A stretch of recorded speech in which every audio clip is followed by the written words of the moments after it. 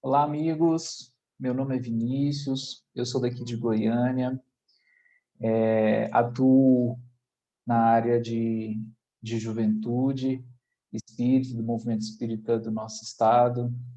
Gratidão pelo convite que o Centro Espírita União, carinhosamente chamado de CEL, nos fez para estar conversando um pouquinho a respeito da temática educação para a amizade. Peço desculpas para vocês caso algum barulho da rua atrapalhe a gente.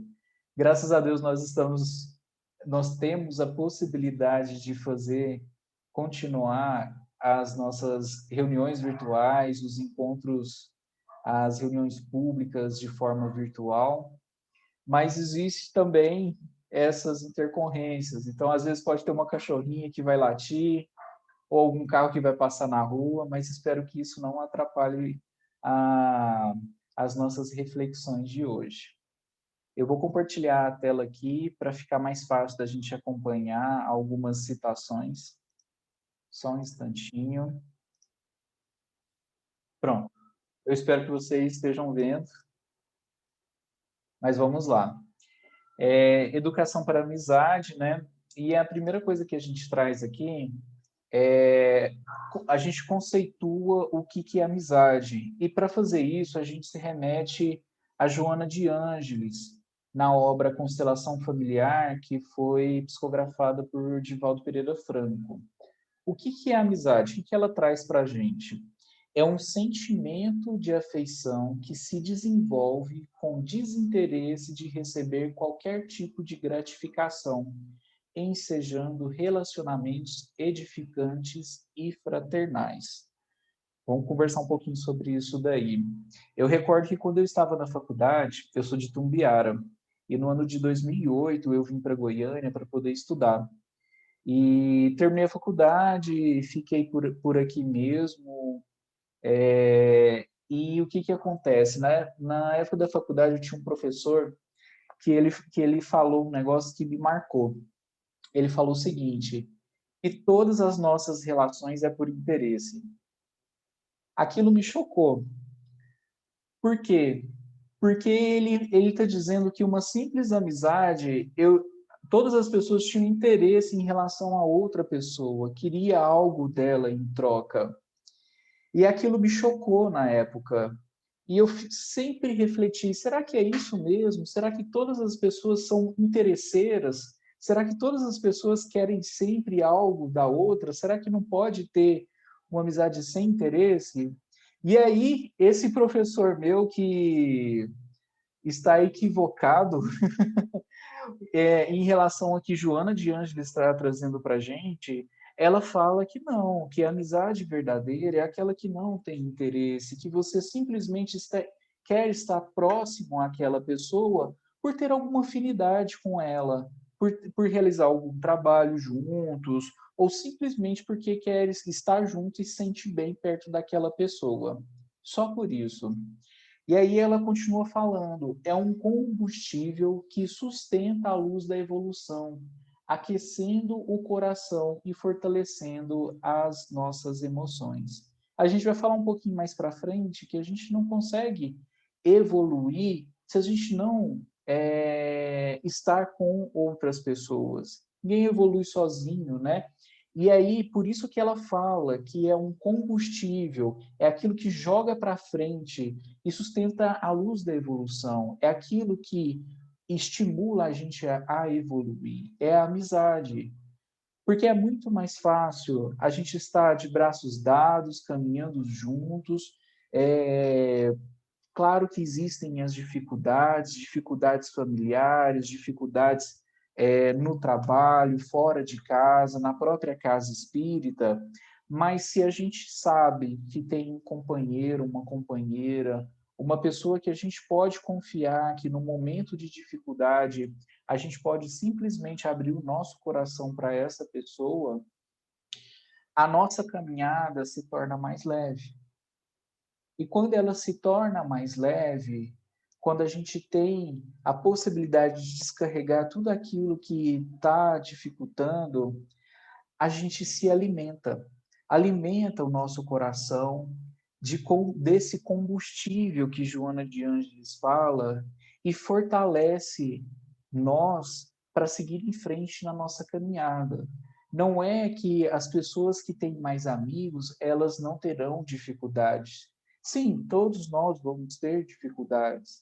Acontece que com a amizade, a gente consegue, às vezes, se fortalecer mais diante dessas dificuldades e conseguir superá-las de uma forma mais fácil.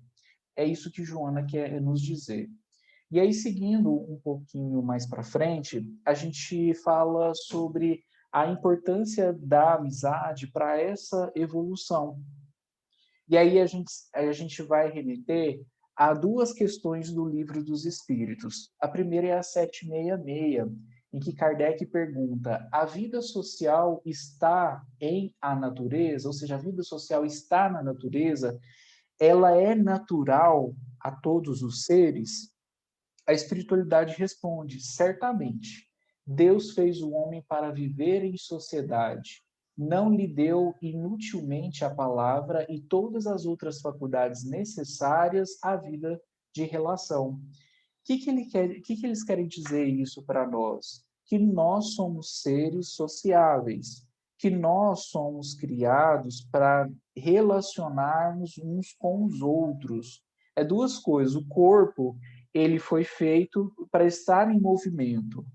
E esse corpo, existem sentidos, faculdades que possibilitam que a gente se comunique e se relacione uns com os outros. A própria mediunidade é uma faculdade de comunicação. A fala, a visão, a escuta, a nossa percepção do outro, isso tudo é para facilitar a comunicação. Deus não nos coloca para nascer aqui na Terra numa ilha deserta. A primeira coisa, o primeiro contato que a gente tem é com a nossa família. E é essa mini sociedade que tem para facilitar a nossa evolução. A gente vai falar um pouquinho mais para frente sobre o papel da família nessa questão da amizade, que ela é muito importante, tanto dentro da família, quanto também a importância da família ensinar a gente ser mais sociável e angariar amizades que vão valer para a nossa vida toda. Seguindo em frente, na questão 768, o que os espíritos falam? O homem tem que progredir. Insulado não lhe é possível, por não dispor de todas as faculdades. Falta-lhe o contato com os outros homens. No insulamento, ele embrutece e estiola.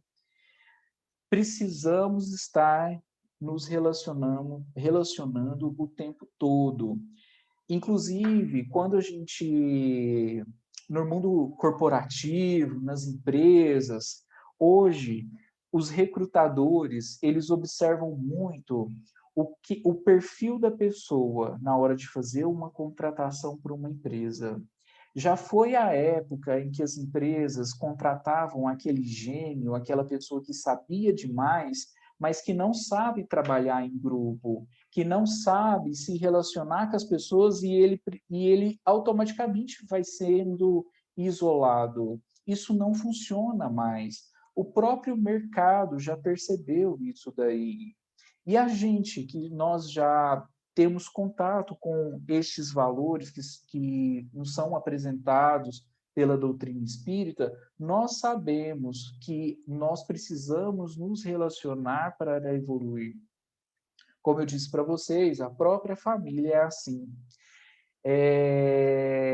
Se a gente remete também, trazendo um exemplo do nosso mundo, né? Vamos falar um pouquinho sobre a questão dos Estados Unidos da eleição, que está muito em voga aí e tudo mais. O que o atual presidente fez? Ele fez uma política protecionista. O que isso quer dizer? Ele fez uma política com que protegesse, fortalecesse aquele país, os Estados Unidos.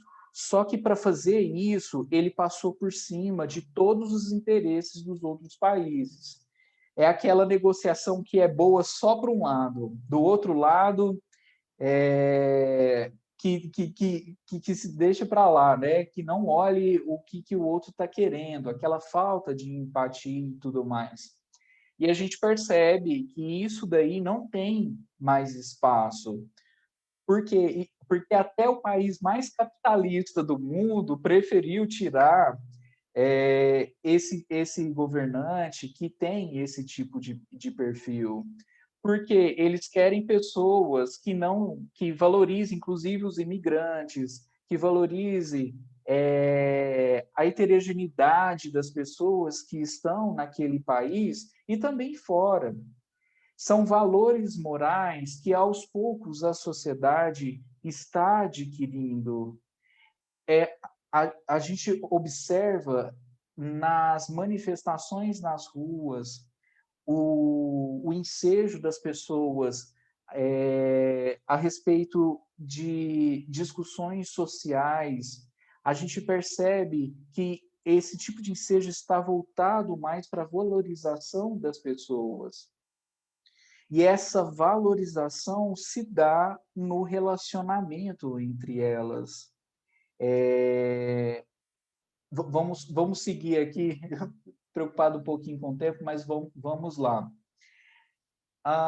No livro Constelação Familiar, do Divaldo Franco, Joana de Ângeles fala o seguinte: as pessoas que se sentem incapazes de manter relacionamentos fraternos onde predomina a amizade encontram-se em estado egoístico, de que necessitam libertar-se, treinando a gentileza no trato, abandonando a postura de fiscal do seu próximo e manipulador em relação a todos quantos lhe acercam. O que Joana está querendo dizer para a gente? Que essa questão de a dificuldade que a gente tem de nos relacionarmos, de ter amizades, ela está relacionada ao nosso egoísmo. Não sei se vocês já ouviram falar que o egoísmo e o orgulho é a base de todos os nossos desafios do mundo atual, não é mesmo? E o problema de relacionar um com os outros não é diferente. Por que que nós não nos relacionamos? Eu tenho um amigo que gosto muito de chamar ele para vir aqui para minha casa, mas quando eu vou para a casa dele, que ele me convida, ele sempre quer que eu pago as coisas que eu consumo na casa dele. E como que é essa amizade? Fazer isso uma vez ou outra, tudo bem. Mas aí na segunda, na terceira, pô, qual que é o interesse dele? Me chamar para ir para lá e sempre pagar tudo? Ou para um restaurante, então, né? Seria mais ou menos isso. Mas isso tem a base no egoísmo. É a dificuldade de dividir, é a dificuldade de tirar do que é seu e passar para o próximo. E quando a gente está nesse momento de ter essa dificuldade, a gente tem dificuldades de se relacionar, porque é a tendência, e acaba que existe uma tendência a se isolar. É como o exemplo que eu dei para vocês a respeito dos Estados Unidos. Com essa política protecionista que o Donald Trump fez, acabou que os Estados Unidos se isolou de outros países. Vários acordos comerciais que tinham antes foram desfeitos, inclusive em acordos para sustentabilidade do mundo, voltado para a natureza. Isso daí, os Estados Unidos preferiu sair desses acordos justamente para poder continuar utilizando os recursos naturais de forma desenfreada. E isso não é diferente das pessoas. A gente sabe que o reflexo da sociedade é o perfil do governante e acaba também que é um reflexo da família. Isso em termos gerais. Não estou dizendo que tudo todas as famílias são assim, mas é como se fosse uma média de todas as famílias, da sociedade como um todo. Por isso que a gente elege, não é só ir nas urnas uma vez a cada 2 anos para poder resolver o problema do mundo, né? A gente tem que começar dentro de nós, dentro da nossa família. E isso a gente percebe da sociedade egoísta, das pessoas egoístas, no qual a gente esbarra durante a vida toda e até na continuação da vida depois que a gente deixa o corpo, não é mesmo? Mas vamos lá, vamos seguindo. A gente remete também, a gente lembra também no Evangelho de Mateus, no Sermão do Monte, quando Jesus fala de uma bem-aventurança bem específica. Bem-aventurados os pobres de espírito, pois deles é o reino dos céus. O que isso quer dizer para a gente e como que isso se relaciona com o egoísmo? Quando a gente tem consciência de que nós somos espíritos eternos e que não temos nada, mas nós somos, ou seja, tudo aquilo que nós temos hoje, todos os bens materiais, tudo aquilo que está na nossa casa, garagem, conta bancária e tudo mais, isso daí são bens transitórios e que, na verdade, nós não somos donos disso. Nós somos detentores momentâneos disso. E que, na verdade, quem é o verdadeiro dono de tudo isso é Deus.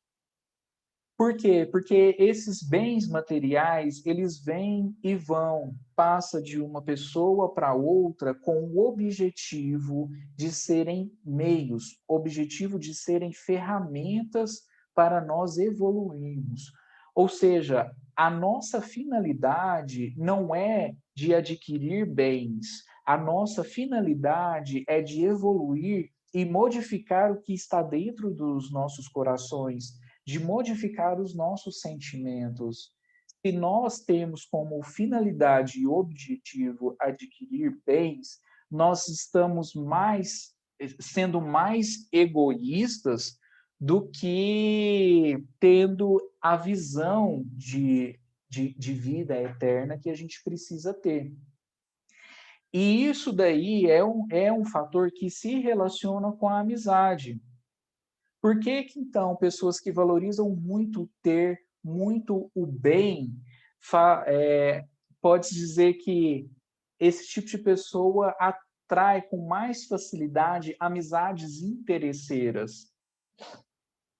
Ou seja, aquela amizade verdadeira que a pessoa tem quando está rica, quando está pobre, quando não tem nenhum bem, ela é mais desafiadora. Por quê? Porque como a gente viu no primeiro slide, que Joana fala que é amizade sincera, sem nenhum interesse, essa que é a verdadeira amizade. Então, essa questão de pobres de espírito é quando a gente entende que nós não somos detentores de nada. Quem é o verdadeiro dono de tudo é Deus. E é Ele que, numa encarnação, cede alguns bens, em outra encarnação pode ceder um pouco menos ou um pouco mais, dependendo da nossa necessidade, dependendo do nosso objetivo e da nossa maturidade espiritual também.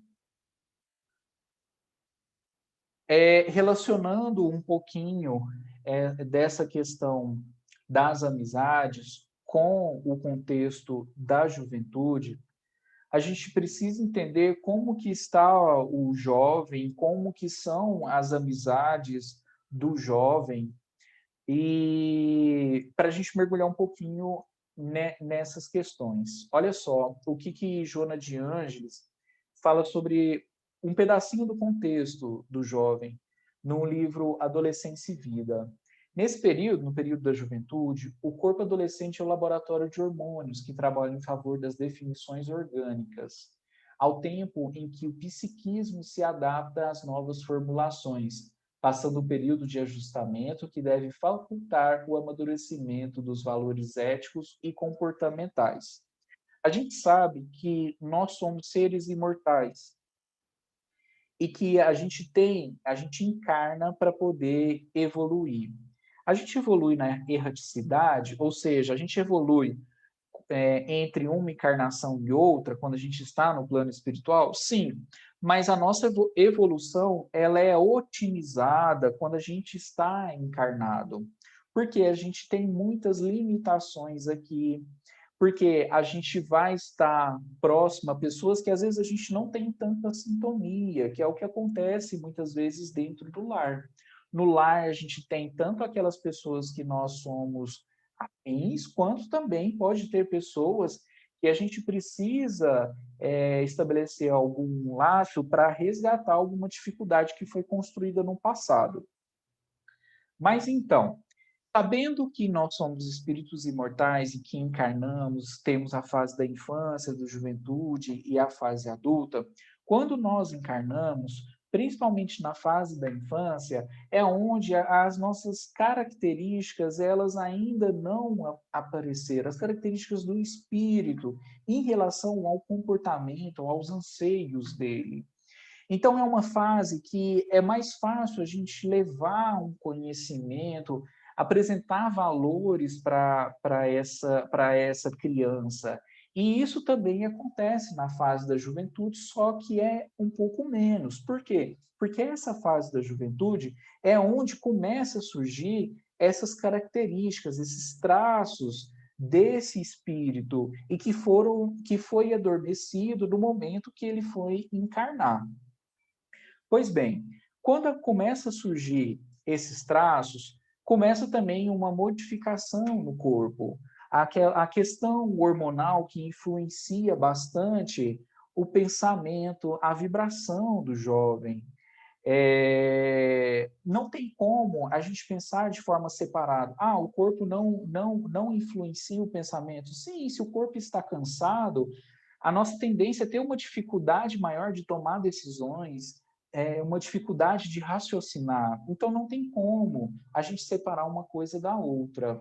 Fora que o jovem, ele está ainda se descobrindo, às vezes ele não se sente nem confortável com o próprio corpo.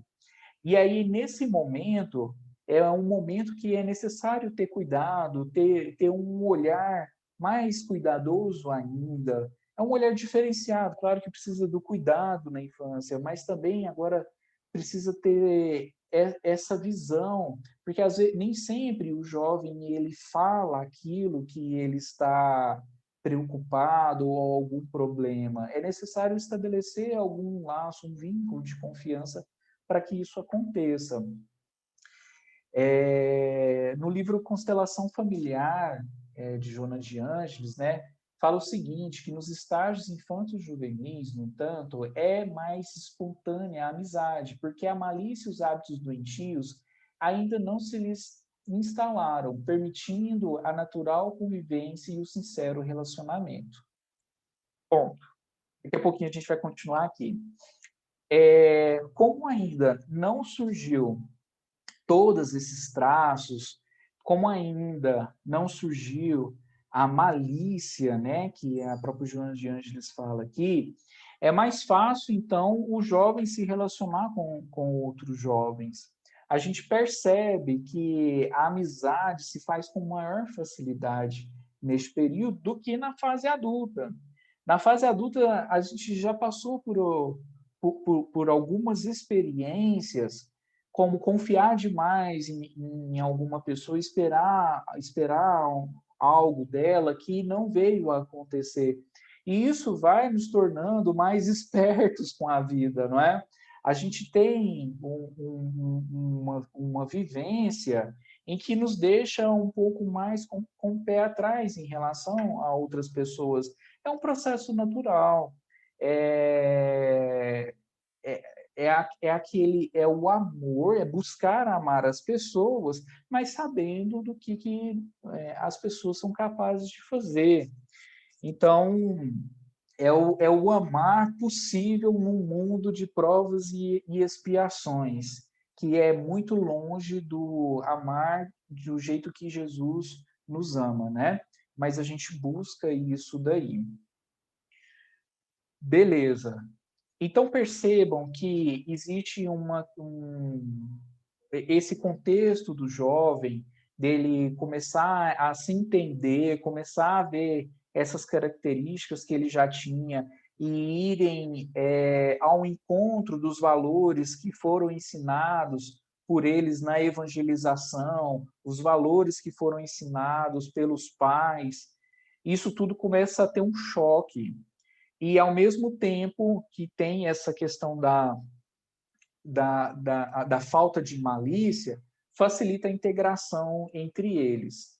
Beleza. Continuando aqui. Entretanto, sendo preservado o sentimento no período adulto, multiplicam-se as emoções de bem-estar, de harmonia e de autoconfiança, logrando expressivos benefícios para o grupo social em que se movimentam. O que acontece? Se essa questão de amizade ela for ensinada com base em valores, se ela for ensinada com base principalmente nos valores que Cristo nos ensina, existe uma tendência de sermos adultos, como ela mesma diz, multiplicando emoções de bem-estar, de harmonia e de autoconfiança. Desculpa. Percebam a importância da amizade para a nossa vida. A amizade, se bem trabalhada, bem ensinada, com valores, desde a infância, passando pela adolescência, isso daí vai refletir na fase adulta, sermos adultos melhores do que fomos anteriormente. Pois bem, vamos lá. No livro Celeiro de Luz, ainda com Joana de Antes, né, ela fala o seguinte: precatar-se contra a irritação de qualquer procedência é mister impostergável. O que acontece? A gente sabe muito bem, e isso daí não está ligado somente à juventude, também está ligado a adultos. Existem alguns desafios que, que são traços nossos e que não favorecem nos relacionarmos uns com os outros. A gente viu que é a questão do egoísmo e a gente vê também a questão da irritabilidade. Olha só, para tal desiderato, ser humilde e ora. A humildade fortalecer-te-á a paz íntima, e o conúbio com o Senhor através da oração dar-te-á forças capazes de vencer essa fraqueza cruel que vem destruindo os homens e dificultando a concretização de vigorosos ideais com prejuízos incalculáveis. É natural a gente se irritar. Sim, a gente não está no nível de evolução que a gente consegue a plenitude de forma integral. Se a gente tiver um pedacinho de plenitude, já está ótimo na nossa encarnação, não é mesmo? Mas pode ser que por conta daquelas questões, como eu falei para vocês, questões hormonais, os traços surgindo do espírito no momento da juventude, e chocando com os valores que foram ensinados no período da infância e também na juventude, pode ser que o jovem tenha dificuldade de lidar com tantas informações. E ainda por cima, o mundo lá fora trazendo interesses melhores, coisas mais chamativas para o jovem, sendo que essas coisas mais chamativas nem sempre estão alinhados com o que a gente, com estes valores. Isso tudo gera incerteza, insegurança e irritação. E nesse momento de irritação, o que Joana nos orienta? Ensinar a humildade, ensinar o jovem a oração, E não, como eu disse, não só o jovem, né? Mas também o adulto. A gente se sente irritado quando a gente percebe que algo é menos importante para nós. Vou dar o um exemplo para vocês. Já aconteceu de vocês estarem dirigindo e uma pessoa na frente dirige bem devagarzinho, e a gente observa aquela pessoa e ela está curtindo a paisagem, observando, passando de frente a um parque, olhando aquilo dali, e você atrás tentando passar e ficando irritado com isso. Por que que eu fico irritado quando isso acontece? É porque, para mim, no meu inconsciente, aquilo é menos importante do que o que eu quero. Eu estou colocando a importância mais forte em mim do que em relação àquela pessoa. E aquela pessoa pode estar no momento de plenitude dela, ela observando os pássaros e tudo mais, e eu tentando passar. Então, tenta perceber isso daí em vocês. Quando que você se sente irritado? Quando você se sentir irritado, se for possível, se tiver uma pontinha de racionalidade, tenta se enxergar. Primeiro a gente vai sentir vergonha da gente quando a gente faz esse exercício. E depois, com certeza, a gente vai ver que a gente está dando menos importância para a pessoa. Esse é um ponto. Mas beleza, vamos lá. E aí cabe orientação ao jovem. A gente traz Raul Teixeira, né, o espírito Ivan de Albuquerque, no livro Cântico da Juventude, fala o seguinte: o brocardo conhecido, diz-me com quem andas e dizer-te quem és, ele pode ser válido. Como? Quando o indivíduo segue a outros descompensadamente, como se estivesse vendas escuras sobre os olhos, deixando de avaliar seus próprios atos e suas responsabilidades individuais. Isso quer dizer o quê? É aquela pessoa Maria vai com as outras, que não tem o senso de identificar o que, que é certo e o que, que é errado, o que, que eu posso, o que, que eu não posso, o que, que eu devo, o que, que eu não devo. E este senso, ele é norteado pelos valores e pela nossa consciência. Se nós não temos esse discernimento, com certeza as pessoas que estão próximas a nós, a gente vai seguindo, somos influenciados o tempo todo e por aí vai, vida que segue, né? Aqui fala também, Joana, o que Joana fala? Quando se experiencia a amizade na família, com muita facilidade, ela se expande em relação a outras pessoas fora do círculo biológico, favorecendo o enriquecimento da existência, estimulando ao trabalho em benefícios de todos. E que Joana está falando? Que a amizade ela deve começar na família. Quando se tem não só o papel de pai e a relação dele com o filho, mãe e pai, mãe, filhos, tios, avós, quando além disso se estabelece um vínculo de amizade, e a amizade é aquela que enxerga o outro, como a gente falou antes, sem nenhum interesse, aquela vontade de estar do lado do outro só por estar mesmo. E se isso a gente consegue colocar em prática dentro da nossa família, com certeza, quando na fase adulta, essas crianças, esses jovens, eles vão conseguir se relacionar e ter amizades de uma forma mais fácil, porque ela já aprendeu de que forma que eu vou me relacionar. Não vai ser comprando a outra pessoa, não vai ser dando presentes para outra pessoa, não vai ser por conta da beleza da outra pessoa, vai ser simplesmente porque vocês compartilham de valores próximos. E é isso que faz com que espíritos afins fiquem próximos várias encarnações. A gente tem notícias de que naqueles livros, nos romances de Emmanuel, né, há 2000 anos, 50 anos depois, tudo mais, o grupo que faz parte destes livros, pelo menos a base, eles vêm se mantendo até hoje. É Emmanuel, Chico, Bezerra e tudo mais. São espíritos afins que, desde aquela época de Jesus, eles estão próximos uns dos outros. E o que os aproxima? São os valores que Cristo nos ensinou. É a vontade que cada um tem de estar mais próximo a Cristo. Todas as pessoas neste mundo, de alguma forma, hoje estão buscando Cristo. Independente do jeito que eles estão buscando.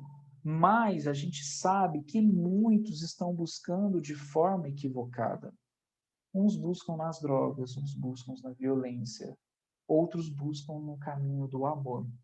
Porque não tem nenhum ser vivo que não está buscando a felicidade, que quer algo melhor, que quer sair dessa situação de dificuldade e ir para uma outra situação melhor.